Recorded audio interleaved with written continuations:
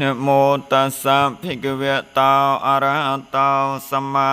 สัมพุทธัสสะนะโมตัสสะภะคะวะโตอะระหะโตสัมมาสัมพุทธัสสะក្នុងកាលកន្លងទៅយូរហើយមានបុរសម្នាក់ឈ្មោះនាងមេណបមានភរិយា4នាក់ទី1ឈ្មោះនាងសុចិតានិងទី2ឈ្មោះនាងសុធម្មានិងទី3ឈ្មោះនាងសុនន្ទានិងទី4ឈ្មោះនាងសុចិតាមេណបម្នាក់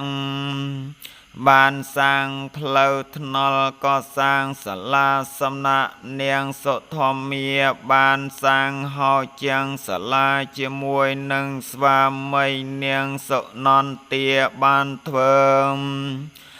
សួនច្បារក្បែរសាលានាងសុចិតាបានជីកស្រាំងក្បែរសាលាឯនាងសុចិតាដោយអាងថាខ្លួនជាបងប្អូននិងស្វាមីផងជាភរិយាទី1ផងគិតតែងពេលតែងខ្លួនផ្កាក្អប់ចិត្តប្តីគ្មានអ្វីហើយការកុសលអីសងដោយគិតថាប្តីធ្វើហើយមកជាបានផលដល់ខ្លួនដែលលោកមេណបបានស្លាប់ពីមនោលោកទៅ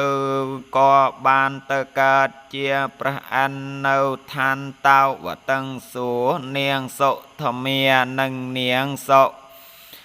នន្ទានិងនាងសុចិត្រាក៏បានទៅកើតជាទេពធីតាព្រះអិនក្នុងឋាននោះដែលឯនាងសុចិតាក៏បានទៅកើតជាសត្វកោងនៅមាត់ទឹកក្បែរជើងភ្នំមួយ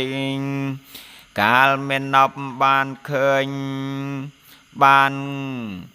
ការជាព្រះអិនភ្លាមទ្រង់ឃើញតែភរិយា3នាក់បាត់នាងសុចិតាទ្រង់បើកទិមចក្ខុទតមើលមកឋានមនុស្សឃើញនាងកើតជាសត្វកោងហើយទ្រង់យកនាងទៅកាន់ឋានតាវតឹងនាងសុចិតាបានឃើញសម្បត្តិព្រះអិននិងឃើញនាងទាំង3នាក់ទៀតគេបានទៅកើត